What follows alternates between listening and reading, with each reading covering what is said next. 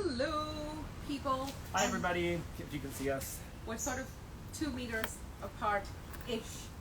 Right? We put a chair in the middle, so we. Well, we are in the outdoor environment where, Yeah. you know, That's what this celebrating. is how we've been. The past week or so, we've had a few in-person work meetings in Susan and Mitrin's backyard. Yeah. So today, again, welcome to Thirsty Thursday. It's the 4 p.m. report after show, we like to say. And in this show, we quickly recap a couple of key things that rocked our world that week. I'm supposed to come closer because I'm shorter than Will. Yes. So I'm going to do this. We're supposed to sort of recap a few things on our episode, which stood out for us, as well as we like to talk about what's thirsty on the. We really enjoy that, don't we? We really enjoy what's thirsty on the interweb. So that's what's coming up. So let's start with the episode. Yeah, so we just released another episode of the 4 a.m. report. This week we spoke with Colin Druhan, who is the executive director at Pride at Work. And what we talked about really was, what they do is they work with employers to ensure the day-to-day inclusiveness happens for the LGBTQ plus employees that they have, right? Mm-hmm. Oftentimes people think because everyone celebrates Pride and, you know, there's a non-discrimination policy at work overall, you don't think of the day-to-day. And the term that Colin used, which resonated with us, was microaggressions. And microaggressions it's those day-to-day little tiny paper cuts. Like when you go to fill out your forms for health care and they're using they assume a man's marrying a woman, or things like that. It's those little microaggressions that build up over a time. And there was the analogy of, what was it? The paper cuts, right? It's like 1,001 paper cuts. Yeah, it doesn't really hurt if you get cut once and you don't think about it too much, but at the end of the day, you're like, why do I hurt so much? Yeah. It's because I've taken so many of these paper cuts. Look, we have a few people who joined us. Hi, Cynthia. Hi, Kevin. Hello. So we really, that stood out for us. I think on a theoretical level, we all know this, but it's when you get like these analogies, it really stands out for us, where we're like, that's so true. The other thing we talked about was how brands really like to throw the pride flag onto their logos, and it's like, here, look at my logo with all the rainbow colors on it, but that's not the same as doing something to make real change or systemic and it's change. what they've been talking about with Black Lives Matter too. It's the systematic change that needs to happen within an institution, and it's not up that person who's the minority to advocate for the change. It's up to the top level people to create that environment where it is inclusive for everyone. So that was a really interesting discussion we had with Colin. So you can check out that episode of the 4 a.m. report, and we recorded a special 4 a.m. report that's going out tonight, basically tomorrow. And it's with Eleanor Beaton. Why don't you tell them a little bit about that? So that episode was a fun one. We sometimes like to do additional episodes because it's on target in terms of timing. So in this one, we talked a lot about what crisis leadership looks like, and many people have been getting it wrong. It's sort of a segue into what we're going to do in terms of what is happening out there on the interwebs. But there have been so many influencers getting it wrong, and really what is behind that, and what are the leadership things that you have to think about. So that's a really cool episode that's going to be live at 4 a.m. tomorrow, and that'll be great. Yeah, and then I guess this is where we segue into the thirsty segment, which is the things we've noticed where brands or influencers or people are just being a little bit too thirsty, or really it's just something that irks you and you have a little pet peeve about it. Yeah. So because we started to talk about the influencer thing, I'll go first.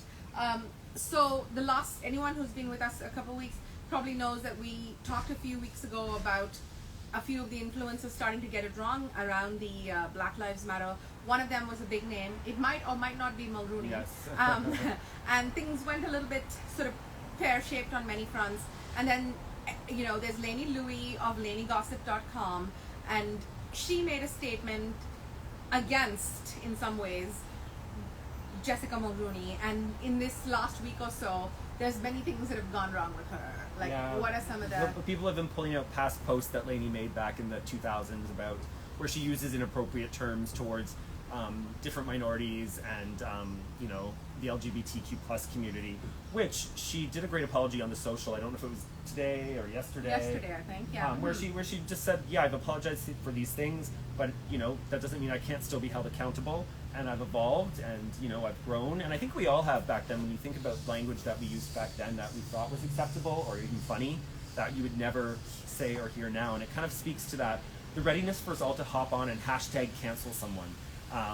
When the whole point is we want people to change and grow, and I think there are some things that yes, you should be canceled for, but I think a lot of the stuff that people are pulling out, especially a lot of celebrities are being trolled right now for things they did years ago that they would never do now. We know where they stand now, and you know, of course, hold them accountable, but people love rushing on a cancel someone train, and it's just, it's too much sometimes. It's not productive. This whole trolling attitude of taking down someone, you've got to think about where your effort is best spent when it comes to activism, right? I mean, do you really think everything's going to get fixed by taking down Kimmel or someone? I don't know. So that was one of the things where you're like, you know, it's too thirsty to just hop on anything and be like, cancel so-and-so, and that's a life story. The second one. Oh, this was something that really irked me, and I never really thought about it that much before, but if you guys know on Instagram, there's a guy, he's called Guy with a Sign, or Dude with a Sign, and I'm probably getting his handle wrong, but he just holds up cardboard signs where he's written something on it, and this week he held up a sign that said, why do I need to give you my credit card information when it's a free trial?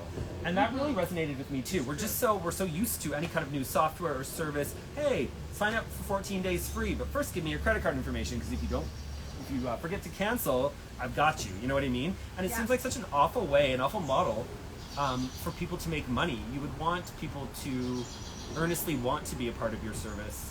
And I am one of those people that I forget to cancel, and then I'm like, what's this charge? Oh yeah, that free trial. So I was like, yeah, that needs to change. That should change. I really am irked by that. This is true. I think it speaks to a bigger problem of general user experience being modeled in a douchey way. It's like, let's assume that people will forget, and let's take their money for a while while they decide. And this is why so many software companies complain of high attrition rates and 90% of their people leaving and stuff, because of course if you conned them into it, they're going to leave, right? So there's a bigger message in that we try to learn from as we formulate our things, where we're like, that's not how you want to get your customers, by duping them into believing that they haven't signed up for it. So so there we go. So that's that. So check out the 4 a.m. report today, and stay tuned for the Eleanor Beaton special edition 4 a.m. report tomorrow. Yeah, and try not to be too thirsty on the interwebs. We forgot our whole drink thing. Oh yeah, we usually drink, but this time we got started at 3 o'clock, and I think we finished our glasses. Yeah. Anyways, thank you for watching us. Thank you for watching us. Bye. Bye. And we're Xing out.